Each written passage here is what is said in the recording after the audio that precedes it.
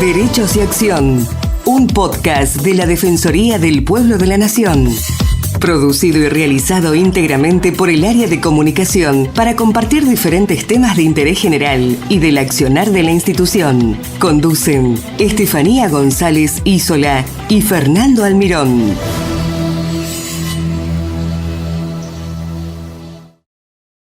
El Observatorio de Sismicidad Inducida estudia sobre los sismos recurrentes en Neuquén y la relación con el desarrollo masivo de la explotación no convencional de hidrocarburos con el método del fracking o hidrofractura. Hace años que vienen estudiando el impacto del megaproyecto Vaca Muerta en las localidades de Añelo y Sausal Bonito, donde se está desarrollando el fracking y los daños ambientales que pueden producir esta actividad. Hasta mediados del año 2023 se han identificado 324 sismos por diversas fuentes, principalmente el Instituto Nacional de Prevención Sísmica y por la Red Geocientífica de Chile.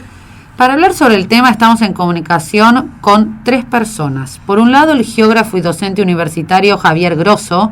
Javier es profesor de Geografía por la Universidad Nacional de Comahue, docente del Instituto de Formación Docente General Roca y de la Universidad Nacional del Comahue e investigador independiente en temas territoriales de la Norpatagonia y de temáticas ambientales vinculadas a la extracción de hidrocarburos no convencionales en Vaca Muerta desde 2019.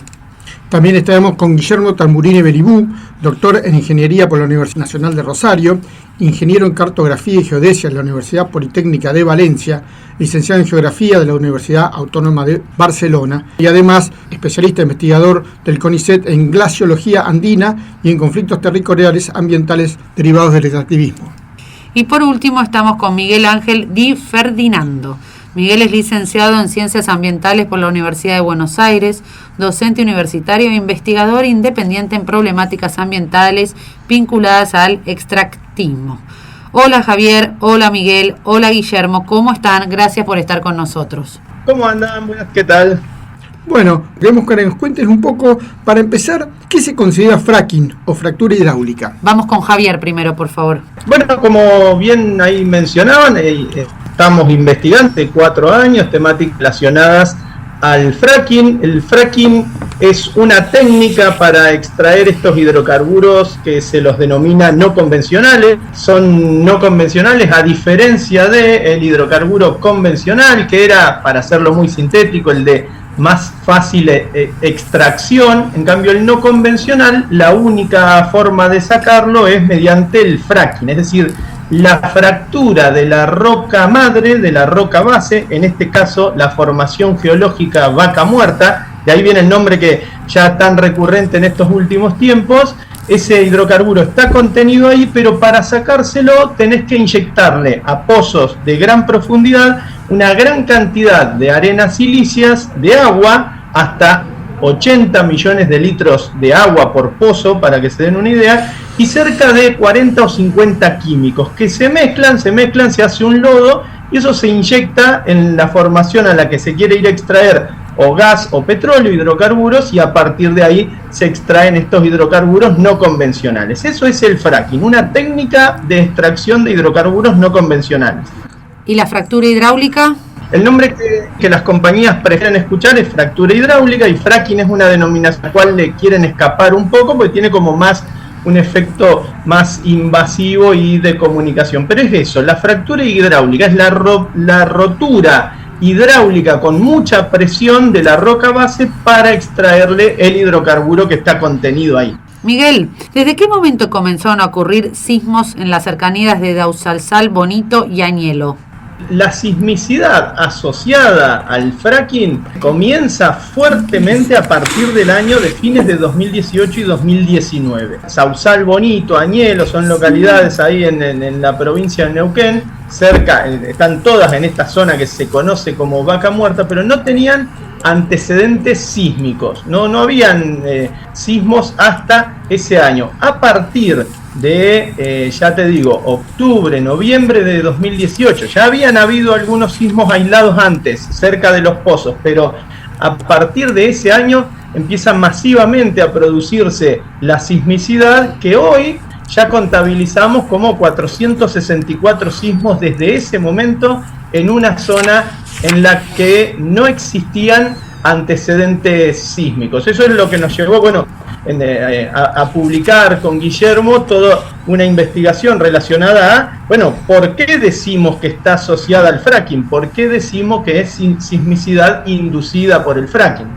Bueno, y a ver, Guillermo, ¿cómo se estudió el tema y bueno, y cómo fueron descubriendo este fenómeno? Este fenómeno lo empieza a percibir la población local, ¿sí? Que sería, como indicaba Javier, digamos, los primeros ejemplos, los primeros casos se pueden remontar casi hasta 2015, empieza a percibir la población local, pero luego alguna gente desde el ámbito académico o desde otros sectores empezamos también a acercarnos a esta realidad, y Javier es una de las primeras personas en la región que le presta atención desde el espacio académico, y yo simultáneamente, como en ese momento becario postdoctoral del CONICET, trabajando con información satelital, también a través de distintos contactos me acerco a la temática, y uno de los eventos, uno de los sismos, de los terremotos más importantes que hubo en esta región fue en 2019, y me acerco a observar este fenómeno con los datos que yo suelo trabajar, que son los satelitales, y efectivamente puedo establecer una relación aparente entre la industria del petróleo y el terremoto ocurrido en 2019 en marzo. En ese momento en el que parece es una relación aparente, es una hipótesis que haya un vínculo entre la explotación petrolera y el sismo, busco con quién avanzar en el conocimiento de esta realidad, y ahí me encuentro con Javier, que es una persona del lugar que conocía ya esta realidad y que también estaba empezando a investigarla en profundidad, y en ese momento es que Javier y yo empezamos a colaborar para desarrollar o para comprender mejor el fenómeno, y a partir de ahí empieza toda nuestra investigación más profunda, en la que establecemos también colaboración con otros investigadores y con otros referentes de distintas áreas de la ciencia, de la sociedad, para entender mejor el fenómeno, y culmina o sigue con el resultado final, por ejemplo, de una publicación científica de alto nivel, eventos de comunicación pública, con distintos resultados que son fruto de ir conociendo mejor esta realidad que se está dando de la sismicidad inducida, ¿no? De los terremotos provocados por la industria del petróleo, fracking, petróleo y gas, digamos, fracking en concreto, ¿no? Y Javier, ¿cómo lo vive la población del lugar? ¿Hay roturas en las casas, por ejemplo? ¿La gente siente los temblores? Bueno, la población del lugar, imaginen ustedes en un espacio en el cual nunca había temblado, que empieza a temblar tan fuertemente que no solo rompe sus casas, el 25% de las casas de Sausal Bonito, un pueblito de unos 300 habitantes, está fisurada. Y lo más importante tiene que ver grietas, la caída de mampostería, sino con cómo le cambió la forma de vivir al pueblo. Cuando vos vas al pueblo y conversás con los vecinos, ellos sabíamos en qué hora iba a temblar. Nos despertábamos a las 3 de la mañana, a las 2 de la mañana, sentíamos un temblor a las 3 de la tarde, 11 de la mañana. Los niños tenían ataques de pánico, susto, miedo en lo que pasaba, y los adultos también. Es decir, cambió la cotidianeidad del pueblo, rompió casas, por supuesto, pero le alteró la forma de vivir en el pueblo. Y otro de los efectos también, que nosotros lo hemos advertido como de mucho riesgo, es como un temblor, un sismo. Un temblor es un sacudón de la tierra. En estas zonas, para quienes no conocen, hay muchos acantilados, y esos mismos sacudones son los que aceleran los procesos de caídas de roca, y caen rocas de gran tamaño en un pueblo que está debajo. Alguna parte de ese pueblo está debajo de esos acantilados. Es decir, se transformó la forma de vivir en un pequeño pueblito de 300 habitantes al lado del río Neuquén, transformó en algo completamente distinto. De no saber cuándo va a temblar, cómo, qué efecto puede tener, y no saber en qué momento va a volver a ocurrir. ¿Y existe algún protocolo por parte de las empresas para avisando a la población de estos posibles, de este eventual sismo o estos problemas? ¿Cuándo se produce el sismo? ¿En el momento que están haciendo la extracción o después? Pero no perdamos de vista que esto es una industria en expansión, que hasta hace unos pocos años, ahora no sabría decir la cifra exacta, pero se decía que Vaca Muerta estaba al 15% de su explotación, ¿no? Es decir, esta industria va a seguir expandiéndose. Lo que está percibiendo hoy la población de Sausal Bonito, también la de Añelo, puede llegarlo a percibir cualquier otra población que se encuentre cercana a este tipo de industria, Y no solo la población, están las infraestructuras asociadas a la industria, están otro tipo de infraestructuras como rutas, como diques de pantanos, o también está el ambiente natural, ¿sí? La fauna reacciona a este tipo de realidad también. Entonces, hoy en día la peor parte se la están llevando unas pequeñas poblaciones del interior neuquino, pero no debemos perder de vista que puede haber accidentes industriales asociados a estos terremotos, ¿sí? Un pozo puede tener consecuencias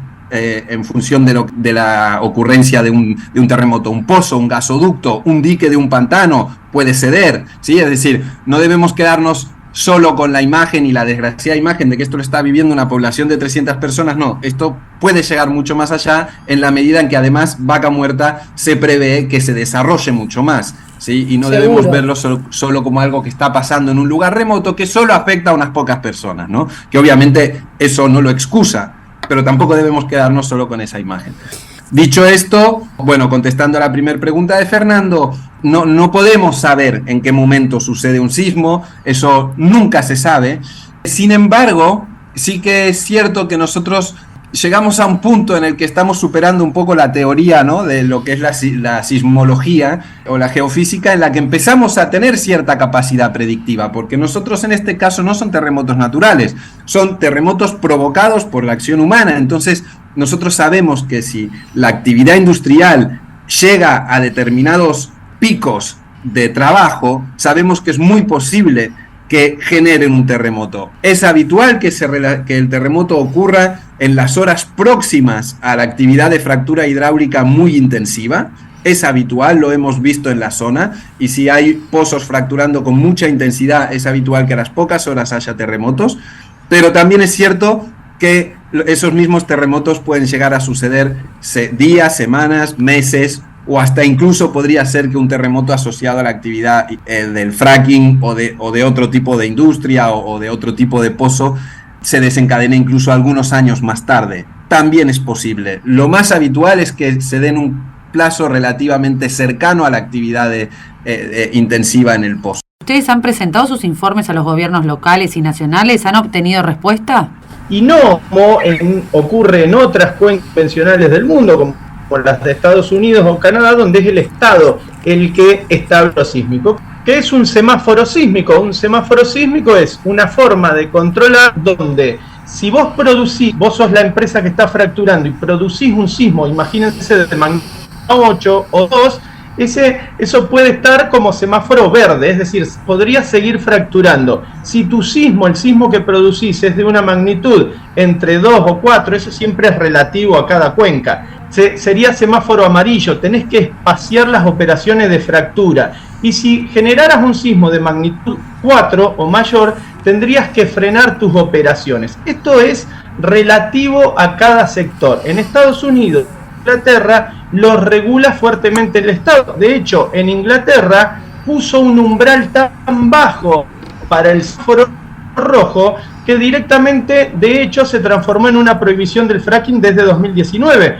porque directamente Inglaterra lo que dijo es, con un sismo de magnitud 1,5 ya es umbral rojo, y o un poco menor incluso. Entonces la empresa ya tiene que detener sus operaciones, ni siquiera se preocupan en ir e instalar un set de fractura. Eso lo conecto ahora con lo que preguntabas, Estefanía, en relación a si conocen los informes. Sí, tanto el Estado provincial como organismos nacionales y las empresas ya saben que son los responsables del fracking, pero ya nadie defiende, ya nadie dice que el fracking no tiene nada que ver con la sismicidad. Hace 1 año y medio por lo menos que ha pasado eso. Entonces, ahí es donde nosotros decimos, es tan fuerte el poder del lobby y tan pocos promotores ciertos riesgos que a nosotros nos empiezan a preocupar que encendemos las alertas. Bueno, la consulta es, hablando todo el tema del fracking, y también cuando comentaban cómo se hace o cómo se produce esta fractura, se habla también del uso del agua. ¿Cuál es el riesgo potencial del fracking para los acuíferos de la región? Miguel, si lo podés contestar.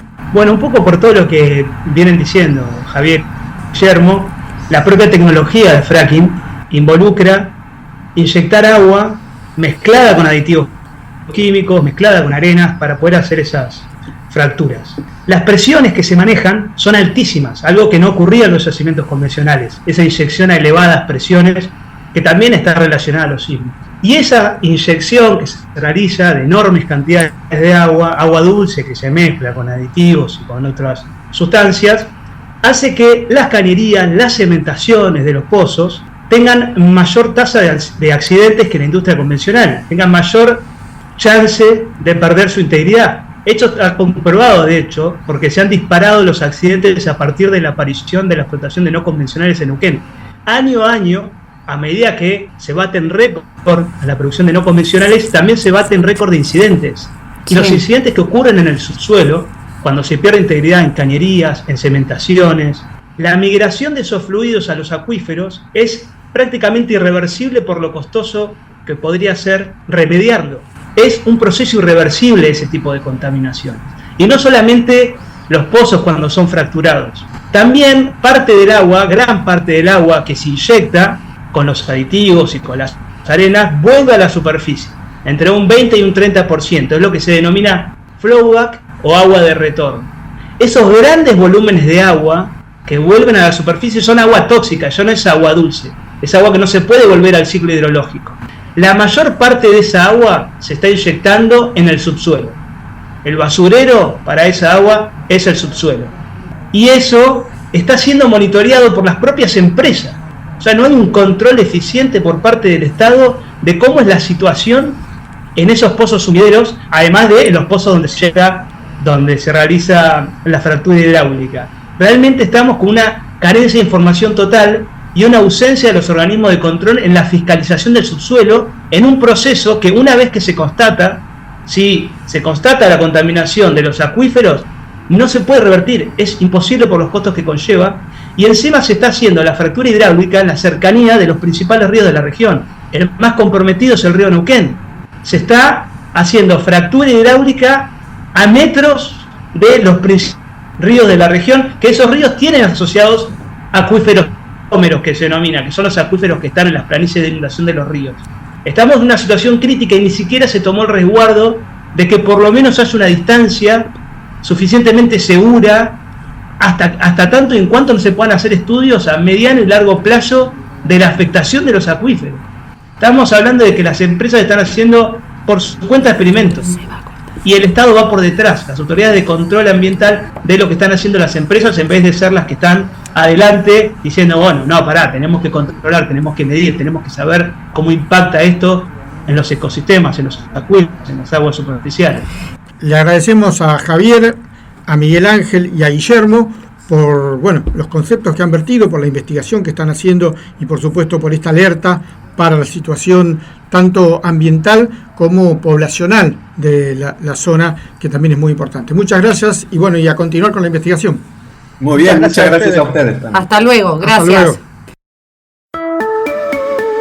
Muchas gracias por escucharnos. Los esperamos en una nueva emisión de Derechos y Acción.